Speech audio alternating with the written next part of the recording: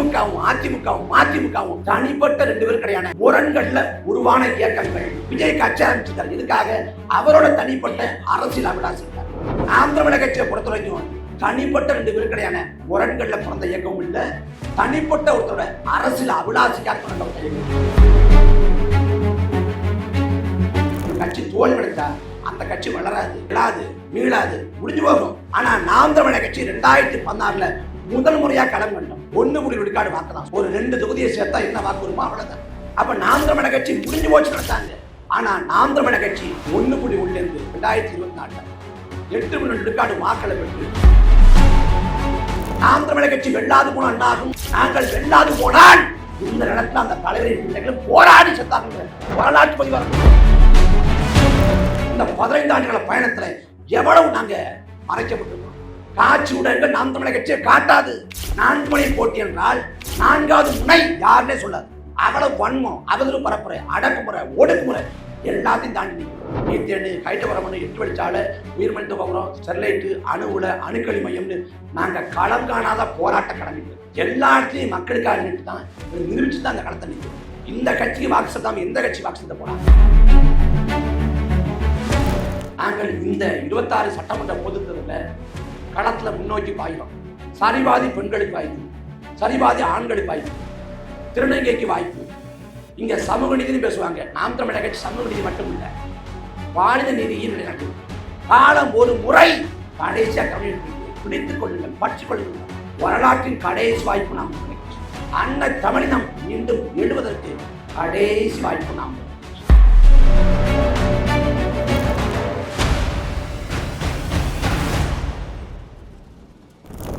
நாம் தமிழக அமர்வில்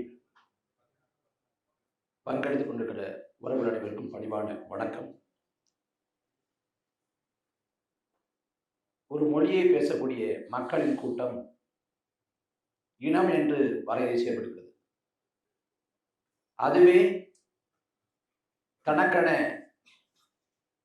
தனித்த வரலாறும், வரலாற்று வழிபட்ட நிலப்பரப்பும், தனித்துவமான பொருளாதார வாழ்வும், ஒரு கூட்டு உளவியல் உருவாக்கம் கொண்டிருந்தால் அது தேசிய இனம் என்று அழைக்கப்படுகிறது. அப்படி உலகில் தோன்றிய மிக மூத்த தேசிய இனத்துக்கு சொந்தக்காரர்கள் தமிழர்கள் நாம். உலகில் பல மொழிகள் பிறக்காத காலகட்டத்தில்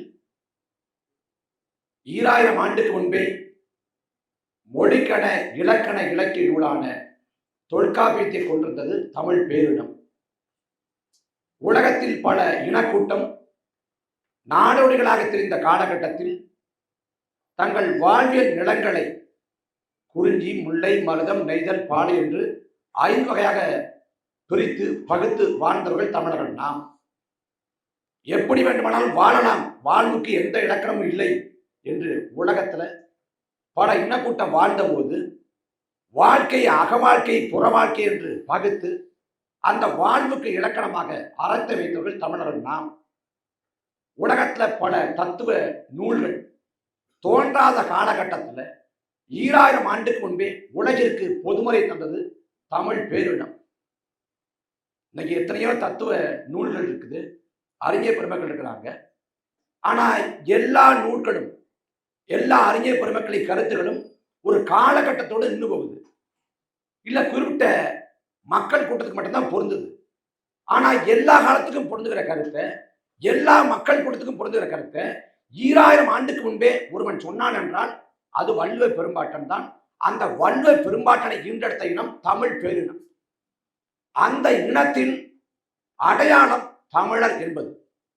அந்த தமிழர் என்ற இயல்பான தேசிய அடையாளத்தை சிதைக்கிற வேலையை, மறைக்கிற வேலையை இங்க இருக்கக்கூடிய அரசியல் கட்சிகள், அரசியல் இயக்கங்கள் செய்யும். அதுக்கு என்ன சொல்றாங்க? நாமெல்லாம் திராவிடர்ங்கிறாங்க. திராவிடர் என்பது இனமான்னு கேட்டா அதுக்கு நேரடி பதில் இல்லை.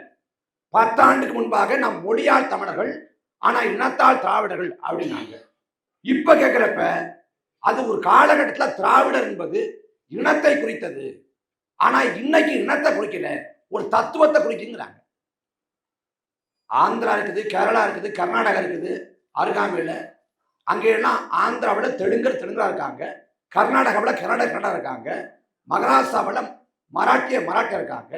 அந்தந்த தாயகத்துல அந்தந்த மொழிக்கு சொந்தக்கார மக்கள் அவங்க தேசிய அடையாளத்தோடு வாழ்றப்ப நாங்கள் ஏன் திராவிடங்கிற அடையாளத்தோட வாழணும்? நீ என்ன சொல்ற? திராவிடங்கிற இப்ப கம்யூனிஸ்ட் அப்படின்னு சொல்றோம். கம்யூனிஸ்டும் இனம் இல்லை. ஆனா கம்யூனிஸ்ட இயக்கத்தை சேர்ந்தவங்க, கம்யூனிஸ்ட கோட்பாட்டை ஏற்றுக்கொண்டவங்க கம்யூனிஸ்டுகள் அப்படின்னு அழைக்கப்படுறாங்க. இப்ப சங்கிகள் சொல்றோம். சங் பரிவார் அமைப்பை சேர்ந்தவங்க அல்லது அந்த இந்துத்துவ கோட்பாட்டை ஏற்றுக்கொண்டவங்க அவங்க சங்கிகள் அழைக்கப்படுறாங்க. அதே போல திராவிட இயக்கங்கள்ல பயணிக்கக்கூடியவங்க அல்லது திராவிட கோட்பாட்டை ஏற்றுக்கொண்டவங்க அவங்க திராவிடர் என்று சொன்னா பிரச்சனை இல்லை. ஆனா நீ என்ன பண்ற? ஒட்டுமொத்த தேசிய இனத்தின் பெயரை மறைத்துவிட்டு திராவிடர் என்று இல்லாத இனத்தை கட்டமைக்கிற.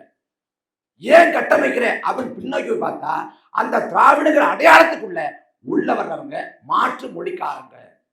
அவங்க இந்த தேசத்தை அடைக்காததற்கு அவங்க பயன்படுத்துற முகமொழி இந்த திராவிடங்கிற முகமொழி. நமக்கு எப்போது இந்த விழிப்பு வந்தது அப்படின்னு கேட்டீங்கன்னா 2009க்கு பிறகு, ஈழ படுகொலைக்கு பிறகு திரும்பி பார்க்கிறப்ப, வரலாற்றை ஆய்வு செய்யறப்ப நாம ஏமாத்தப்பட்டிருக்கோம் தெரியுது. ஆனா ஒரு நூற்றாண்டுக்கு முன்பே திராவிடர்கள் நம்மளை ஏமாத்திருக்காங்க. திராவிட கழகம் இருக்குது. திராவிட கழகம் தான் திமுகவோட தாய்ங்கிறாங்க. அந்த திராவிட கழகத்துக்கு முன்னோடி எதுன்னு கேட்டா நீதி கட்சி. அந்த நீதி கட்சி எதற்காக தொடங்கப்பட்டது? வகுப்புவாரி பிழைத்துவம் வேணும் என்பதற்காக தொடங்கப்பட்டுச்சு. அந்த நீதி கட்சி தொடங்கினது யாரு? தியாகராய செட்டி தெலுங்கர், மாதவன் நாயர் மலையாளி, நடேசனார் தமிழன். இதுல தியாகராயர் மாதவன் நாயர் ரெண்டு பேரும் பேசிக்க மாட்டாங்க ஒருத்தருக்கு ஒருத்தர். அவங்கள பேசி சமாதானம் பண்ணி இந்த மாதிரி நம்ம இயக்கம் கட்டலாம்னு அடித்தளம் விட்டது நடேசனார் போட்ட விதை தான் நீதி கட்சி. அந்த நீதி கட்சியில அவருக்கு பிறகாக வந்த சுப்பராயலு, பனகல் அரசர் அவங்க முதலமைச்சர் ஆகிறாங்க, அமைச்சர் ஆகிறாங்க, முதன்மை பொறுப்புக்கு வர்றாங்க. ஆனா கடைஸ்வரி நடேசனாரால முதன்மை பொறுப்புக்கு வர முடியல, அமைச்சராக முடியல, முதலமைச்சராக முடியல. கட்சியில ஓரங்கட்டப்படுறாரு. 2 அமைச்சரவை, நீதி கட்சியோட 2 அமைச்சரவையில தமிழருக்கான பிரதித்துவம் இல்லை. அன்னைக்கு தமிழர்கள் ஒன்று கூடி மாநாடு போட்டு தமிழருக்கான பிரதித்துவம் வேணுங்கிறாங்க. வகுப்பாரி பிரதித்துவம் என்று சொன்ன நீதி கட்சி மொழிவாரி பிரதித்துவத்தை தர மறுத்தது. அப்ப நாம இன்னைக்கு இல்ல, 100 ஆண்டுக்கு முன்பே வஞ்சிக்கப்பட்டோம். அந்த வரலாற்றை சொல்வதற்கு ஒரு கட்சி வேணும். அதுதான் நாம் தமிழர் கட்சி. நாங்க நாம் தமிழர் கட்சியை திட்டமிட்டு தீர்மானித்து நாங்க தொடங்கல. காலம் கையெழுத்தது, வரலாறு இட்ட கட்டளை. 2009 மக்கள் கொத்து கொத்தாக ஈழ நிலத்துல கொலை செய்யப்பட்ட போது தமிழ்நாட்டு மக்கள் சலனமற்று இருக்காங்க, இனமுணர்வு இருக்கிறாங்க.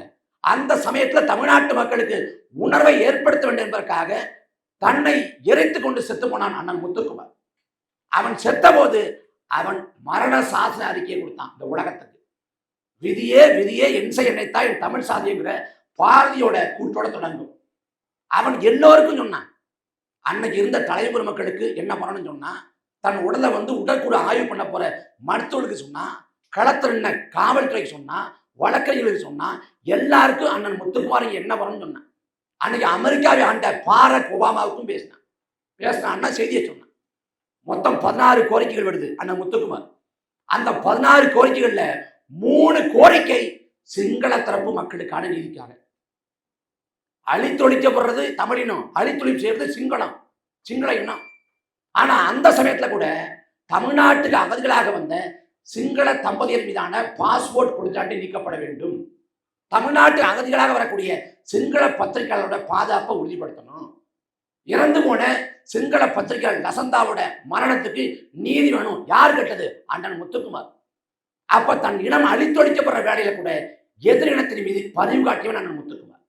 அந்த முத்துக்குமார் கடைசியா சொன்னா, களத்தில் இருக்கக்கூடிய புலிகளே, அந்த நிலத்தில் இருக்கக்கூடிய தமிழீழ மக்களே, இப்போது எல்லோரோட பார்வையும் முல்லைத்தீவை நோக்கி தாய் தமிழகம் உணர்வுபூர்வமாக ஏதாவது ஒன்றை செய்ய விரும்புது. ஆனா என்ன செய்வது? உங்களுக்கு அமைந்தது போன்ற உன்னத தலைவன் எங்களுக்கு இல்லையே. ஆனால் நம்பிக்கை மட்டும் கைவிடாதீர்கள்.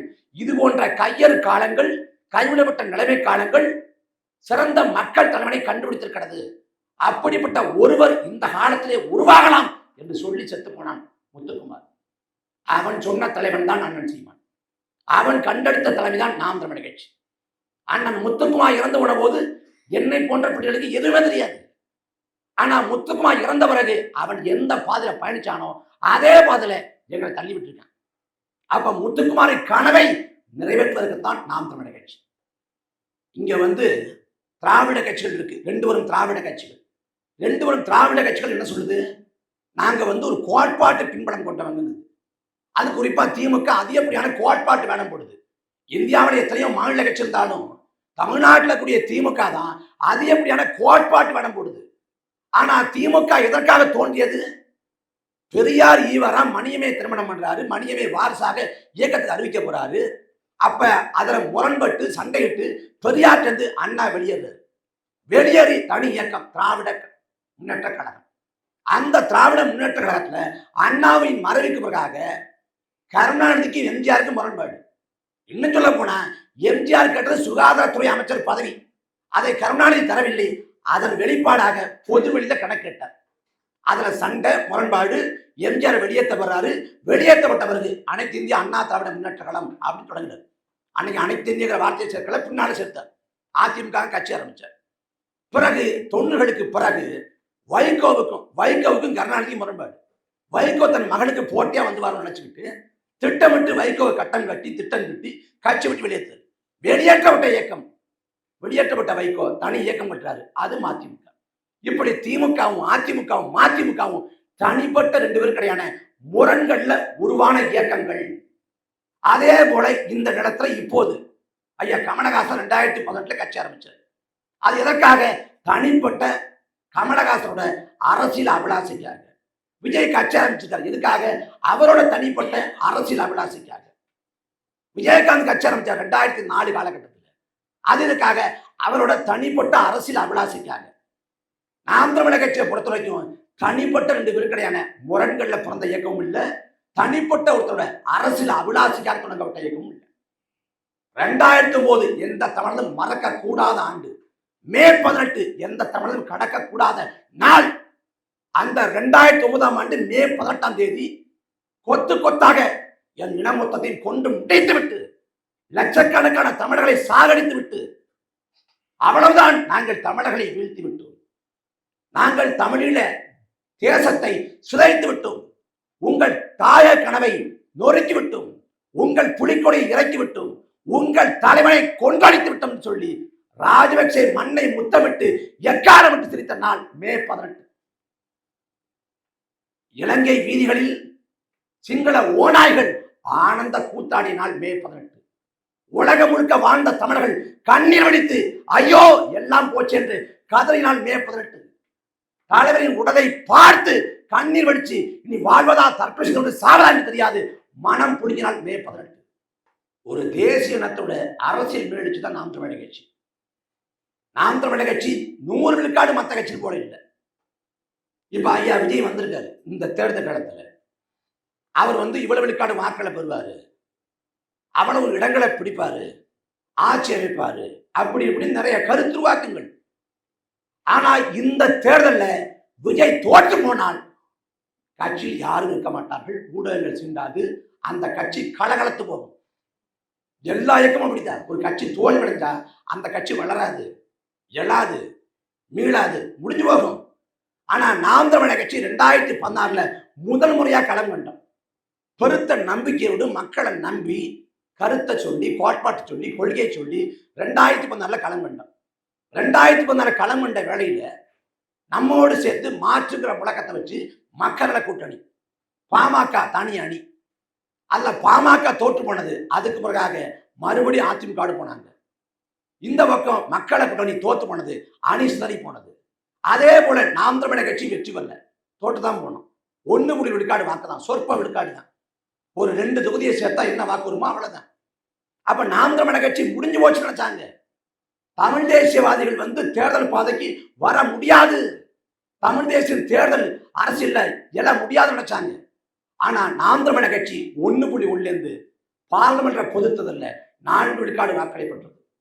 அதுக்கு பிறகு மறுபடி சட்டமன்ற பொதுத்தேர்தல் 2021 7 விழுக்காடு வாக்களை பெற்றோம்.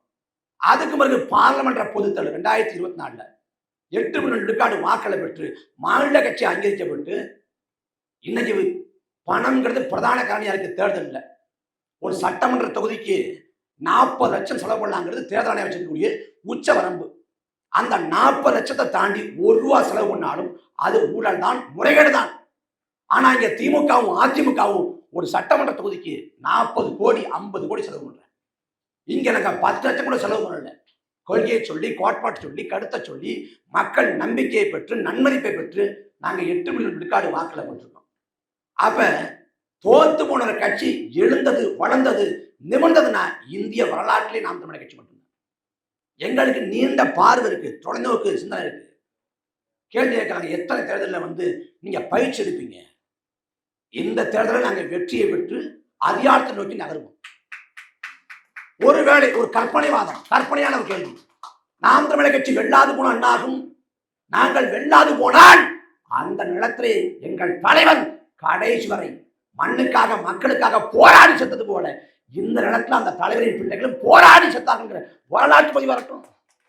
எங்களுக்கு பிறகு ஒரு தலைமுறை வரும், நேரடியாக பாதிக்கப்பட்டு உணர்ந்து அவன் கிளந்தெழுந்து இதே பயணத்தை அவன் தொடர்வான், அவன் வெல்வான். இந்த தலைமுறை நாங்கள் தோத்து போனால் கூட இன்னொரு தலைமையில் எடுத்து போகும். அப்படிப்பட்ட தெளிவான பாதை இருக்கு, பயணம் இருக்கு நாம் தமிழர் கட்சி.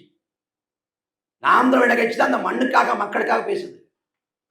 அடித்தட்டு உழைக்கும் மக்கள், அன்றாடங்காட்சி, தினக்கூலி, வேளாண் குடிமக்கள் வீட்டு பிள்ளைகள், நெசவாளர் வீட்டு பிள்ளைகள், இப்படி சாமானிய மக்கள் அதிகாரத்தை நோக்கி நகர முடியுங்கிற நிலை நாம் தமிழர் கட்சியில் மட்டும்தான் சாத்தியம். சாதாரண எந்த பின்பலம் இல்லாதவங்க வேட்பாளர் நிற்க முடியுங்கிற நாம் தமிழர் கட்சி தான் சாத்தியம். எல்லா கட்சியிலையும் கட்சி தலைமை வேட்பாளர்கிட்ட கேட்கும், எவ்வளவு கோடி தலைமை கொடுப்பேன்.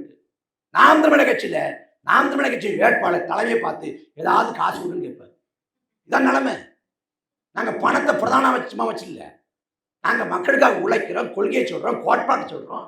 இந்த 15 ஆண்டுகள பயணத்துல எவ்வளவு நாங்க மறைக்கப்பட்டிருக்கோம். காட்சி ஊடகங்கள் நாம் தமிழர் கட்சியை காட்டாது. 4 மணி போட்டி என்றால் 4வது முனை யாருன்னே சொல்லாது. அவ்வளவு வன்மம், அவதூறு பரப்புரை, அடக்குமுறை, ஒடுக்குமுறை எல்லாத்தையும் தாண்டி நிற்கிறோம். இந்த களத்துல காவிரி சிக்கல், முல்லை பெரியாறு, பாலாறு, மீத்தேனு, ஹைட்ரோகார்பன், 8 வழிச்சாலை, உயிர்மலித்த கோபுரம், ஸ்டெர்லைட்டு, அணு உலை, அணுக்கழி மையம்னு நாங்க களம் காணாத போராட்ட களம் இல்லை. தானே புயல், ஒக்கி புயல், நிவர் புயல், சென்னை பெருவெள்ளம்னு நாங்க மக்களுக்கு அரணாக நிற்காத இன்னல் களம் இல்லை. எல்லா இடத்துலையும் மக்களுக்காக நின்று தான் நிரூபிச்சு தான் அந்த களத்தை நிற்கிறோம். இந்த கட்சிக்கு வாக்கு செலுத்தாம எந்த கட்சி வாக்கு செலுத்த போறாங்க? 1000 ஆண்டுகளாக தமிழ்நாட்டு அதிகாரம் இல்லை. கொஞ்ச காலம் ஐயா காமராசர், அப்புறம் 2 அடிமைகள் இபிஎஸ், ஓபிஎஸ். மற்றபடி 1000 ஆண்டுகளுக்கு தமிழ்நாட்டு அதிகாரம் இல்லை. நாம் தமிழர் கட்சி சுமந்திருக்கிற இந்த புலிக்கொடியை 1000 ஆண்டுக்கு முன்பாக நம் பாட்டன்கள் ராஜராஜ சோழ, ராஜேந்திர சோழ ஏந்தி சுமந்து சென்று இன்னைக்கு கூடிய இந்தியாங்கிற நிலப்பரப்பு, இலங்கை, பர்மா, மாலத்தீவு, சிங்கப்பூர், மலேசியா, தாய்லாந்து, வியட்நாம், கம்போடியான்னு உலகின் பல்வேறு பகுதியை வென்றுவிட்டு மன்னாதி மன்னனாக வளம் வந்தார். மலேசியா வென்றுவிட்டு கடாரம் கொண்டான் என்று பெயர் பெற்றார் ராஜேந்திர சோழன். 1000 ஆண்டுக்கு பின்னால் அதே மலேசியாவில் தமிழன் அகதியாக கால்பதிச்சான், கூலியாக கால்பதிச்சான். இன்னைக்கு தென்னாப்பிரிக்காவின் வைரச்சுரங்கள்ல, மலேசியா வெப்ப தோட்டங்கள்ல, இலங்கை தொழிலை தோட்டங்கள்ல, மொரிஷியஸ் கரும்பு தோட்டங்கள்ல உலகம் முழுக்க தமிழன் அகதி, அடிமை, அடித்தால் கேட்க நாதியற்ற அனாதை. நாம் எங்கே கொலை செய்யப்பட்டோம்? மீன் பிடிக்க போறோம், ராமேஸ்வரத்தில் கொள்றான், அடிச்சு கொள்றான் நடு கடலுக்குள்ள. இல்ல நாகப்படத்தில் சுட்டு கொள்றான் நடு கடலுக்குள்ள. ஆந்திராவுக்கு கூலிக்கு மரவட்ட போறோம், ஒரே நாள்ல காக்கை குருவியை சுடுது போல 20 பேரை சுட்டு கொள்றேன். சொந்த நலம் தூத்துக்குடியில ஒரு நச்சு ஆடை அதை மூட சொல்லி போராடுறோம். சொந்த நலத்துல நாம் தேர்ந்தெடுத்த ஆட்சியாள நம்மளை சுட்டுக் கொள்றேன். நமக்கு என்ன இருக்கு? எல்லா உரிமையும் பறி போனது. காவிரி உனக்கு இல்லை, முல்லை பெரியாறு உனக்கு சொந்தம் இல்லை, கச்சத்தீவு பறி கொடுத்துட்ட, எதுவுமே இல்லை. எல்லாவற்றையும் இழந்திருக்கிற இனம் மீண்டும் எல்லாவற்றையும் பெறுவதற்கு நடத்துகிற போராட்டம் தான் நாம் தமிழர் கட்சியின் அரசியல் பயணம். அறம் தோற்றால் மரம் பிறக்கும், மரம் தோற்றால் மீண்டும் அறவே தலைக்கும். இது நியதி. ஈழ நடத்துல முதல்ல அறப்போராட்டம் தந்தை சில்வா தலைமையில், அந்த போராட்டம் அழித்தொழிக்கப்பட்டது. பிறகு ஆயுத போராட்டம், குட்டிமணி, ஜெகன், தங்கத்துறை, அதோட நீட்சியாக தலைவரோட போராட்டம். அந்த போராட்டம் மௌனிக்கப்படுகிறது. இந்த முறை மரம் தோற்ற பிறகு மீண்டும் அறப்போராட்டம். அது அரசியல் போராட்டம். அது அந்த இடத்துல இல்லை, இந்த இடத்துல இருந்து. சீமான்ட்ட சொல்லுங்கோ, சீமான்ட்ட சொல்லுங்கோ, சீமானை நம்பி தான் விட்டு போறேன்னு சொல்லுங்கன்னு அண்ணன் சூசை சொன்னது ஒரு வார்த்தை இல்லை, அடுத்த கட்ட போருக்கான பிரகடனம். நாங்கள் நம்புறோம் அங்கே ஒரு தாயகம் அமையப்பட வேண்டும் என்றால் தமிழ்நாட்டில் வாழக்கூடிய தாய் தமிழ் சொந்தங்களால தான் முடியும் நம்புறோம். அதை நோக்கி எங்கள் பாதை பயணம் தான் நாம் தமிழர் கட்சி. இந்த கட்சியை விட்டுட்டு எந்த கட்சி வாக்கு போறீங்க? 9 ஆண்டு காலம் பொற்கால ஆட்சியை கொடுத்தாரு புரந்தவர் காமராசர். அந்த காமராசரை நோக்கி கவியரசு கண்ணதாசன் சொன்னாரு, காமராசர் காலத்தின் கடைசி கருணை, காலம் ஒரு முறை கடைசியா கருணையிட்டு இருக்கு, பிடித்துக் கொள்ளுங்கள், பற்றிக் கொள்ளுங்கள். அதே போல வரலாற்றின் கடைசி வாய்ப்பு நாம் தமிழர் கட்சி. 1000 ஆண்டுகளாக அதிகாரமற்று இருக்கிற தமிழன் மீண்டும் அதிகாரத்தை சுவைப்பதற்கு, அன்ன தமிழினம் மீண்டும் எழுவதற்கு கடைசி வாய்ப்பு நாம் தமிழர் கட்சி. நாம் தமிழர் கட்சி மாநாட்டில் தான் ரத்த தான முகாம் நடக்கும். ஏன்னா குடிக்காத தொண்டர்களை கொண்ட ஒரே கட்சி நாம் தமிழர் கட்சி. நாம் தமிழர் கட்சி கூட்டங்கள் தான் புத்தகங்கள் இருக்கும். ஏன்னா இங்குதான் படிக்கக்கூடியவங்க, கருத்தில் உருவாகக்கூடிய கூட்டம் உண்டு. நாம் தமிழர் கட்சி கூட்டத்தில் தான் பிள்ளை குட்டிகளோடு குடும்பமா வருவாங்க. ஏன்னா இதுதான் குடும்பம். நாம் தமிழர் கட்சி தான் சுற்றுச்சூழல் பாச வச்சிருக்கு, சுற்றுச்சூழலை மீட்பதற்கு. நாம் தமிழர் கட்சி தான் குருதி கொடை பாச வச்சிருக்கு. எல்லாவற்றுக்கும் முன்மாதிரி முன்னோடி நாம் தமிழர் கட்சி தான். நாங்கள் இந்த 26 சட்டமன்ற பொதுத் தேர்தலில் களத்தில் முன்னோக்கி பாயிறோம். சரிவாதி பெண்களுக்கு வாய்ப்பு, சரிவாதி ஆண்களுக்கு வாய்ப்பு, திருநங்கைக்கு வாய்ப்பு. இங்க சமூக நீதினு பேசுவாங்க. நாம் தமிழர் கட்சி சமூக நீதி மட்டும் இல்லை, பாலின நீதியும் நிலைநாட்டியிருக்கு. நாங்கள் தான் முன்மாதிரி. ஏன் நாம் தமிழர்னா, தமிழன் எழணும், ஆளணும், வாழணும், அதுக்கு தான் நாம் தமிழர். அதை உணர்ந்து உலகம் முழுக்க வாழக்கூடிய தாய் தமிழ் சொந்தங்கள் நாம் தமிழர் கட்சியை இந்த இடத்துக்கான பாதுகாப்பு படையை நம்புறாங்க. தமிழ்நாட்டில் இருக்கக்கூடிய சொந்தங்கள் இன்னும் நம்புவதில் இன்னும் அவ்வளவு இடத்துக்கு வரலை. நீங்கள் நம்பினீங்கன்னா, நாம் தமிழர் கட்சி இப்படி அணிதிரண்டு வந்தீங்கன்னா, நாம் தமிழர் கட்சிக்கு அதிகாரத்தை கொடுத்தீங்கன்னா, இந்த இனம் மீண்டு எழும், பாதுகாப்பாக வாழும். ஹிட்லரோட நாதி படையால யூதர்கள் அழித்தொழிப்புக்கு ஆளாக்கப்பட்டாங்க. எந்த நூற்றாண்டில் அழித்தொழிக்கப்பட்டாங்களோ, எந்த நூற்றாண்டில் அவர்களா உலகம் முழுக்க இடம்பெயர்ந்தாங்களோ, அதே நூற்றாண்டில் தனக்கென நாடு போட்டுக்கிட்டாங்க இஸ்ரேல்னு. அது ஆக்கிரமிப்பு, அபகரிப்பு, அது வேற. ஆனால் தனக்கும் நாடு கிடைத்தாங்க. அதே போல அழித்துழிப்பு செய்யப்பட்ட இனத்தின் மக்கள் நாம், அகதியாக்கப்பட்ட இனத்தின் மக்கள் நாம், உரிமைகளை இழந்துவிட்ட இனத்தின் மக்கள் நாம் மீண்டும் எழணும். அதுக்கு தான் நாம் தமிழர். தமிழ் தாய் வாழ்க. அது பிரபாகரன் வாழ்க.